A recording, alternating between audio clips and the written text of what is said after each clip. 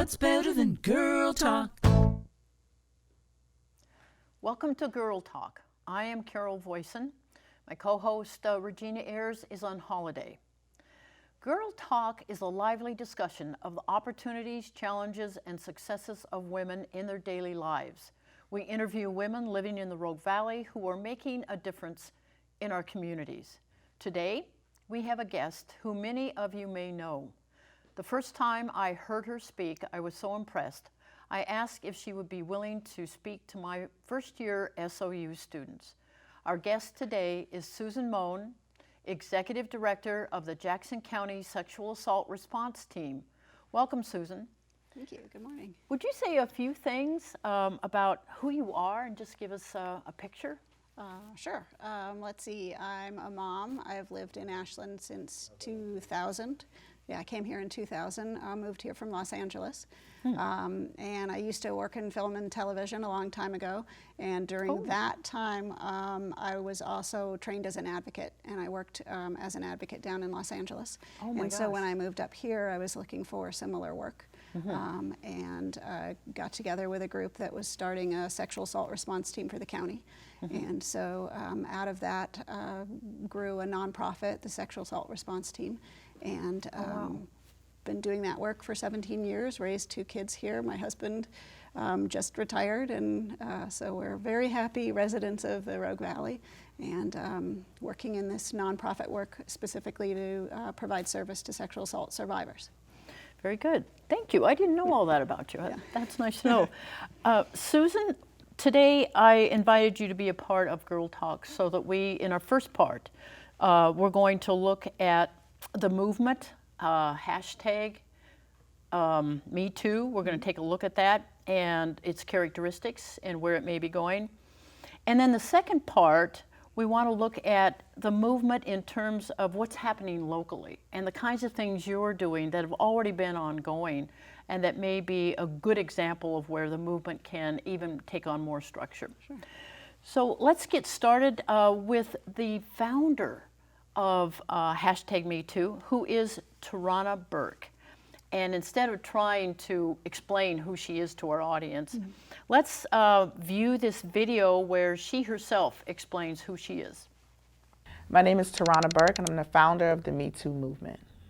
Me Too is a movement that was founded in 2006 to support survivors of sexual violence, in particular Black and brown girls who were in the program that we were running. It has grown since then to include supporting grown people, women, and men and other survivors, as well as helping people to understand what community action looks like in the fight to end sexual violence.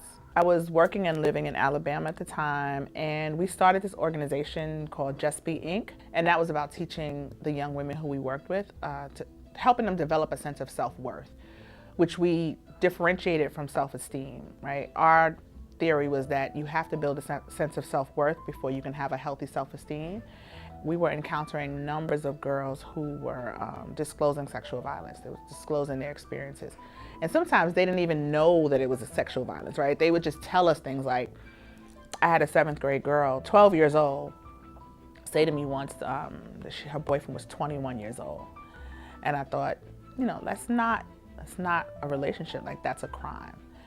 We put our MySpace page up, and within days, and there was no such thing as viral back then, but if there was, this would be as close to that as possible. Within like a week or so, we had so many responses from women who were like, thank you for doing this. This is really amazing. How can we be involved? We need help. And we realized this is bigger than what we thought. You know, people call me a leader of this movement, and I accept that as a title, I guess, but I'm a worker more than anything. And I think it's just helped me to scale up and to expand the work that I've been doing, and the vision I have for this work. It's given me a larger platform to speak about it, talk about it, and more resources to actually implement some of these ideas. Me Too is essentially about survivors supporting survivors, and it's really about community healing and community action. Although we can't define what healing looks like for people, we can set the stage and give people the resources to have access to healing. And that means legitimate things like policies and laws that change, that support survivors. For instance, there are rape kits across the country that need to be tested so that the survivors who were assaulted can find some sort of justice through that system. What are the policies that are in place in the local school around vetting teachers? People at work can organize to take and examine your sexual harassment policy. The Me Too Congress bill gets rid of the forced 90-day cooling off period that people who work in Capitol Hill have to have before they can file a sexual harassment claim. When that's passed, that will set a precedent, hopefully, for the country. A lot of times survivors aren't even asking for people to be fired. A lot of times they just want their story to be told. They want to say it out loud and have some level of accountability. We have to talk to survivors for what they need. We are the ones who have to define what justice looks like. And so the other part of it is around community action. We firmly believe that you can organize around ending sexual violence. People do every day. There are organizations and groups that do that, and I feel like we need to elevate this conversation to a social justice issue. We had a documentary that we're planning to roll out, and just new materials and things of that nature. And then when this viral moment happened, I thought, if Me Too, the phrase Me Too gets popular in this context that is also around sexual violence, and we are not here to ground the conversation and give it some context, then we're going to get lost. And this work will get lost. And so I definitely panicked at first. And then I had another layer of panic because I was like, God, there's millions of women disclosing their experience, or people disclosing their experience with sexual violence, and there's no container to process this. Like, there's nobody here to help them to walk through what disclosure feels like. What do you do after you put #MeToo? It's humbling, first of all. It's deeply humbling to have people invested in this idea that was really essentially started to help our community.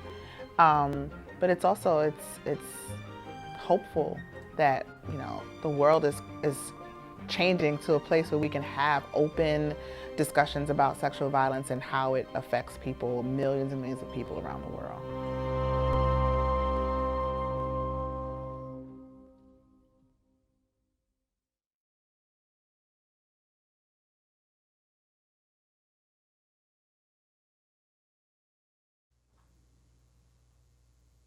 I think that it's always good to go to the source, and that's why we watched this video.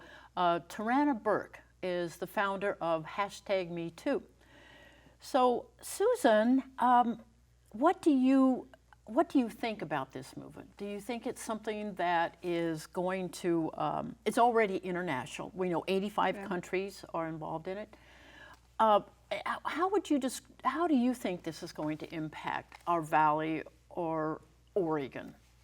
Do you have any ideas about that? Yeah, I mean, it obviously already has on an individual by individual level. It's given a place, a specific place that survivors, many of whom have never ever told anyone that they are a survivor, it's given them a place to start, for some people, tiptoeing into the process of disclosure, surrounded by other people, and so feeling that support, that they aren't alone in that experience. You know, that is a phenomenal, and that's what it's shown survivors, is that not only are they not alone, they're not even close to alone. You know, and we can go out there and we can say, if you look at the statistics, it's 1 in 4 girls under the age of 18, 1 in 4 adult women, 1 in 6 boys under 18, and 1 in 33 men will have experienced sexual abuse. Oh, those are staggering numbers, right? They are. And yet, even knowing that that number, that percentage of our population has experienced abuse, survivors can feel very, very alone in their experience. So if a survivor is also struggling with self-confidence, how does the #MeToo movement work when Tarana Burke talks about the purpose of being empowerment through empathy? So how does that work from your experience of training people in dealing with folks who are survivors or victims? How do you think that works? Could you just give us an idea of how empowerment through empathy I think, you know, and I don't know her specifics on that. Okay. My take on it is that she's saying that the empathy is going to be brought forward in folks who might not have had this experience, so that when you look at the numbers of people, and you can no longer say this just happens to those others, right? I mean, this happens to every aspect of our society, young and old, different socioeconomic, you know, it cuts across all of that, victims and survivors. And so for one thing, it is a way of educating folks on just how often and how many people that they personally know this has happened to. And I also hope that it starts them thinking, why is it that in our society it is so difficult for people to honestly say this happened to me without having this kind of movement to help bring them forward? Why is it happening in the first place? Is this just a cultural, social phenomenon that we're raised this way, women and men? Are you talking about why does sexual assault happen? Yes, and harassment. I mean, that I don't quite understand. Yeah, That. that's Does a it have very, to do with our patriarchal society? you know, it's a very complicated, I know. and there are folks, David Lezak, Russell Strand, there are folks who have studied perpetrator behavior. And, you know, there are a lot of individual reasons that individual offenders commit this crime. We know that mostly they have in common most offenders are male, for starters. That doesn't mean that most men are offenders, right? It's actually a pretty small number of men. What is that? It's about 5% of the male population is what they figured. 5% of the male population Are perpetrators. Yes, are perpetrators of sexual violence. And so that kind of brings up the idea, what is it that the rest of the society, so that if only 5% of our men are doing this, that means 95% of the male population and 99% of the female are not offenders. And so what can they do? What are we doing? Right, to to stop stop that? that small number of men who continually do it again and again and again. And I don't know if we can say why they do it, but we do know many offenders have very strong stereotypical ideas around gender. And they often are shown to have a pretty strong sense of entitlement. Those are two traits that we tend to see in offenders. But beyond that, they do it for a multitude of reasons. Yeah. And I think Alyssa Milano has also stepped up with her whole program of #timeout. And would Time's you? up. Time's up. Yeah. I'm sorry, time's up. I think. You're right, time's up. So, and she is an actress, as we all know. And she says this: if all women who have been sexually harassed or assaulted wrote "Me Too" as a status, we might give people a sense of the incredible magnitude of the problem. And as you just described with your statistics, that's just almost unbelievable. Yeah, and it's really sad in a way that that so many people didn't understand how prevalent this was before the Me Too movement, right? Because this is not something that should be a secret. With those numbers of people being harmed by this, why is it that we're not talking about this more? Why not? What do you think? You know, it's an interesting question. Perhaps the fact that it revolves around sex, right? As a society, we don't even talk about healthy sex in a very open manner. And so it's considered that something private and secret and not to be talked about. And so we have put a lot of shame on that. And perpetrators know that. You know, I think that there are perpetrators who might enjoy power and control over someone, and by hurting someone, they themselves, maybe that makes them feel good. And the difference between if you beat somebody up, you know, as a way of making yourself feel powerful and good, or if you inject sex into that attack, into that assault, the one thing that perpetrator knows to be true is that the chances that their victim will report it, a sexual assault versus an assault, that doesn't involve sexual violence, that the likelihood of that being reported is minuscule. You know, in Oregon, adult women report to law enforcement about 10% of the time. 10%? 10%. 1 out of 10 yeah, reported. Oregon has a very low reporting rate, and you know, across the country, it's maybe 30 to 40% of folks who are victimized by sexual assault actually report it to law enforcement. So there is a cultural reason that victims, survivors of this crime, don't feel like they can come forward. So do you think it helps when actresses and people that we look up to as mentors and as social icons step up and say, "Me too," hashtag Me Too? Absolutely. Does that help people, draw them out, women especially, to speak up and say, and hit that button, hashtag Me Too? Yeah, I mean, and it's a shame to say that It takes because somebody is famous, they're going to be less likely to be victim blamed and disbelieved and sort of cast aside. But I think that that's probably true, particularly when you have the caliber of actresses, for example, in this case, that came forward one after the other after the other. It is harder to discount them, which is terrible, right? Everybody should have the Everyone same should be. level of belief. Right. But then I think the other thing that it points out is that this isn't just certain people that this happens to, right? Because as a society, we tend to question sexual assault victims about, you know, well, you must have done something to bring this on, right? Or it's because all of these things, all of the victim blaming or the things, way you right? acted. Yeah, and so that I think we see less if somebody is famous, quite frankly. But it's helping to break down the walls of denial Yeah. and just ignoring it. And one of the things that I really liked about the Time's Up movement is that when they sort of announced themselves, they pointed out, yes, we are 300 Women, famous, famous, well-off women. And I think there were men involved as well, Terry Crews and some other folks. But they said very clearly, we are not just speaking for ourselves and from our place of privilege. We want to try to speak for everyone, and particularly for the folks who don't have the resources that we do. And so they created a monetary fund to help folks who don't have resources, you know, maybe to have civil action, legal help. They're raising money specifically for folks who don't have the resources that they do. Right, $13 million for a legal defense fund, and they're lobbying legislators to get better laws and also to actually help the victims. So that's an incredible movement on the part of Hollywood and the actors and actresses that are involved in that. So we have them to thank for that.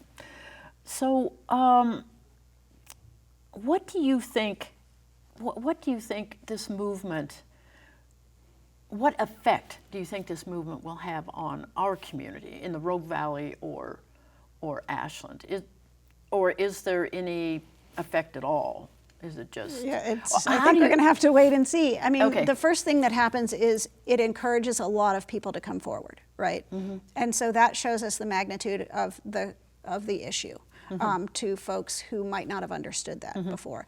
And then that shows those folks that I know a lot of survivors, and maybe that will. Sometimes that's a reason to get involved, right? Is that somebody that you know personally has experienced this and you want to help them. And maybe that's the empathy piece, right? Where is if it's just an issue unconnected to you, maybe you don't have the same impetus to do something about it. But now you've got people in your community, one after the next, saying, this happened to me also, and starting a conversation. And suddenly now we can talk about it amongst ourselves, amongst our friends. And then the question is going to be, well, what do we do with that? That's because right. So now we've identified that this problem happens a lot and it affects a huge number of people that we know. Okay, how are we going to turn that empathy into some kind of action that ultimately maybe lessens the number and the need for Me Too? And the other I'm sorry. Can we just back up a bit? Yeah, What, absolutely. after we know that they're perpetrators, they're identified, then what happens to them? Is there some kind of justice involved in this, or Well, and I how would do you also, see that? I'm not 100% sure that Me Too is about identifying perpetrators. Oh, okay. My take on Me Too, because if you look at a lot of the Me Too movement, it's people saying this happened to me, but not giving Who did it? details or not saying who did it. Okay. Right.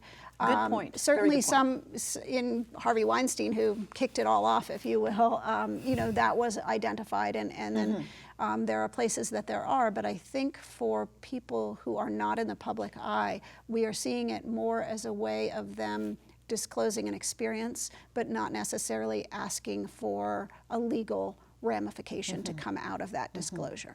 And not even if there wasn't a legal reason for doing that, if it was harassment or assault that wasn't covered by the law, are they then wanting to identify that perpetrator or not? Because perpetrators repeat their offense. So tell me, how do you deal with that? As, for instance, if I saw someone, and I have seen this, someone who was harassed sexually, and I saw it, but I didn't do anything about it, and then approached the person, and the person who is the victim, do we just empathize with that person and let the perpetrator go? Or that's where I get caught up in that, and I think, it seems to me the perpetrator, there should be some kind of exposure of that person. Right. But I think that also has to go hand in hand with what does the survivor want and need themselves. Because the process of naming your offender and going through a legal process, that takes a toll. It just does. All sorts of tolls. I mean, everything from taking work off to go through the different legal pieces. So there's an economic, and then there's a lot of fear, because the way historically we have treated survivors who aren't Hollywood actresses is disbelief. Then we get the backlash of people who know the offender and say, I know this person, there's no way he or she could have done this. And then the survivor is met with disbelief. And that is a really hard journey to go through.